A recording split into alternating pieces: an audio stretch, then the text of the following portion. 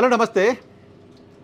ABN group సంస్థల అధినేత ఆంధ్రజ్యోతి రాధాకృష్ణ గారు ఈరోజు ఒక ఆర్టికల్ రాశారు. ఆంధ్రప్రదేశ్ ఎందుకు ఇలా అయిపోతుంది అని ఆవేదన వ్యక్తం చేశారు ఆయన. ఆంధ్రప్రదేశ్లో ఈ కులాల కుంపట్లు ఏంటి అంటూ ఆవేదన వ్యక్తం చేస్తున్నారు. సో ఆయన ఆవేదన చూసినప్పుడు ఆంధ్రప్రదేశ్ పట్ల, ఆంధ్రప్రదేశ్లో జరుగుతున్న పరిణామాల పట్ల ఆయన ఆవేదన చూసినప్పుడు నిజంగా ముచ్చటేసింది, చాలా ముచ్చటేస్తుంది. కానీ ఆయన ఆవేదన కన్వీనియంట్గా కొన్నిసార్లు కొన్ని సందర్భాల్లో కొంతమంది వ్యక్తుల పట్లే ఉండడం చూసి జాలి కూడా వేస్తోంది. ఏంటి ఆయన ఆవేదన? ఈరోజు ఆయన రాసిన ఆర్టికల్లో బాలకృష్ణ అంటే విపరీతమైన కోపం, ఉక్రోషం కనపడుతోంది. బట్ బాలకృష్ణ చిరంజీవిని ఏమీ అనలేదు అని కవర్ చేస్తున్నారు. నీకంత ఆవేదన ఉంటే, నీకంత ప్రేమ ఉంటే, మొత్తం అంతా కులాల్లోనే ఇరుక్కుపోయారని అనుకుంటే నువ్వు దానిలో లేవు అని ప్రూవ్ చేసుకునే ప్రయత్నం కూడా చేయాలి కదా. బాలకృష్ణ అంటే కోపం ఉన్నా, బాలకృష్ణ అంటే ఉక్రోషం ఉన్నా అదంతా వెళ్ళగక్కుతూ తెలుగుదేశం పార్టీని, ఓ సామాజిక వర్గాన్ని కాపాడే ప్రయత్నం ఆర్టికల్లో కనిపించింది. బాలకృష్ణ ఆ సైకోగాడు అంటూ జగన్మోహన్ రెడ్డిని అన్నారంట, ఆయన రాశారు, విన్నాం మనం కూడా, అభ్యంతరం లేదు. కానీ బాలకృష్ణ వాడు వీడు అని అన్నది చిరంజీవిని కాదో క్లారిటీ లేదంట. రాధాకృష్ణ గారి ఆర్టికల్లో ఉన్న మాట, వాడు వీడు అని చిరంజీవిని అన్నారా అనేది అస్పష్టంగా ఉంది అంట, క్లారిటీ లేదంట.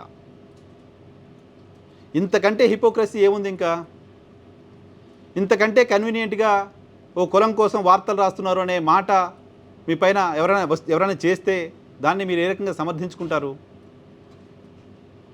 బాలకృష్ణ చిరంజీవిని అనకపోతే చిరంజీవి లేకెందుకు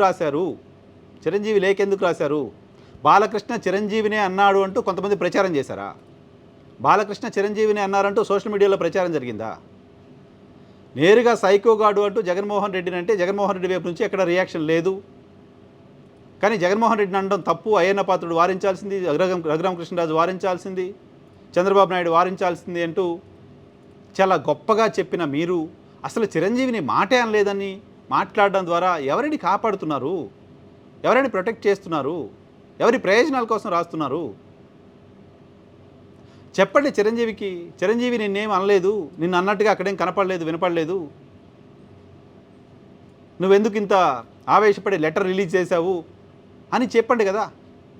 చిరంజీవిని బాలకృష్ణ ఒక మాట కూడా అనకపోతే పవన్ కళ్యాణ్ దగ్గరికి వెళ్ళి సముదాయించాల్సిన అవసరం చంద్రబాబు నాయుడు గారికి ఎందుకు వచ్చింది? అది కూడా ప్రచారమేనా? మీరు రాశారు ప్రచారం జరుగుతుంది, నిజం కాదా? మీకు అర్థం కావట్లేదా? మీరు జర్నలిస్ట్ కాదా? పరిణామాలు ఏంటో తెలియట్లేదా? బాలకృష్ణ 3 సార్లు ఎమ్మెల్యే, జేబులో చేతులు పెట్టుకొని, నెత్తిన కళ్ళజోడు పెట్టుకొని, విగ్గు పెట్టుకొని, ఇంకేదో పెట్టుకొని ఎలా మాట్లాడతారు అని బాలకృష్ణ మేనరిజం పైన డౌట్స్ ఉన్నప్పుడు, బాలకృష్ణ మేనరిజంని అంచనా వేయగలిగినప్పుడు, బాలకృష్ణ మేనరిజంని విశ్లేషణ చేయగలిగినప్పుడు ఆయన చిరంజీవి గురించి మాట్లాడిన మాట మీకు అర్థం కాకపోవడం చూసి ఆశ్చర్యం వేస్తోంది. పైగా బాలకృష్ణ మాటలు మాట్లాడిన తర్వాత అంటే ఇప్పుడు చాలామంది జగన్మోహన్ రెడ్డి అవమానించలేదు అని బయటకు వచ్చి వకాలు తప్పుచుకుంటున్నారు అని మాట్లాడుతున్నారు. ఆ మాట చిరంజీవియే క్లారిటీ ఇచ్చినట్టు కదా. చిరంజీవియే లేఖ ద్వారా మమ్మల్ని ఎవరు అవమానించలేదు అని చెప్పినట్టు కదా. చిరంజీవియే లేఖ ద్వారా మమ్మల్ని ఎవరు అవమానించలేదు అని చెప్పారంటే గడిచిన ఏడాది కాలంగా చిరంజీవి అనే టీంని జగన్మోహన్ రెడ్డి అవమానించారంటూ మీరు రాసిన మాటలని పచ్చి అబద్ధాలని కదా. ఆంధ్రప్రదేశ్ను ఏదో ఉద్ధరించడం కోసం రాస్తున్నా అని బిల్డప్ ఇస్తున్న మీ ఆర్టికల్లో బాలకృష్ణని వెనకేసుకొని రావడం ద్వారా బాలకృష్ణ చిరంజీవిని ఏమీ అనలేదు, చిరంజీవిని అన్నారో ఇంకెవరిని అన్నారో క్లారిటీ లేదు అని చెప్పడం ద్వారా మీ స్థాయిని మీరు ఇంకా తగ్గించుకున్నారు. మీకు స్థాయి ఉంది అనుకుంటే చాలా తగ్గించుకున్నారు. ఆంధ్రప్రదేశ్లో కులాల గొడవలు జరగడం వెనక మీలాంటి మీడియా పాత్ర చాలా ఉంది. మీలాంటి మీడియా ఏ రకంగా కులాలని అక్కడ పెంచి పోషిస్తోందో ఆంధ్రప్రదేశ్ రాష్ట్ర ప్రజలందరికీ స్పష్టంగా తెలుసు. ఏ కులాల గోడలపైన ఆంధ్రప్రదేశ్లో ఏ వ్యవస్థలు నడుస్తున్నాయో అర్థం చేసుకోలేనంత అమాయకులు ఎవరూ లేరు. మీరిప్పుడు ఈ మొత్తం వ్యవహారం వైఎస్ఆర్ కాంగ్రెస్ పార్టీ చలిగాచుకుంటుందనో ఇంకేదో వైఎస్ఆర్ కాంగ్రెస్ పార్టీకి అట్రిబ్యూట్ చేసే ప్రయత్నం చూస్తే, ఆ ప్రయత్నం చూస్తే మీ ఎజెండాలోని డొల్లతనం ఏంటో అర్థమవుతోంది. నేరుగా బాలకృష్ణ తప్పు చేశాడు అంటే బాలకృష్ణ తప్పు చేశాడు, చంద్రబాబు నాయుడు ఎందుకు సస్పెండ్ చేయలేదు, సస్పెండ్ చేసి ఉండాల్సిందని అడగాల్సింది కదా. పైగా రికార్డు నుంచి తొలగించిన తర్వాత కూడా ఎందుకు రాద్ధాంతం చేస్తున్నారు అంట. రికార్డు నుంచి తొలగించిన తర్వాత కూడా ఎందుకు రాద్ధాంతం చేస్తున్నావు? ఒక మాట అనేసి తిట్టేసి రికార్డు నుంచి తీసేస్తే గొడవే లేదా?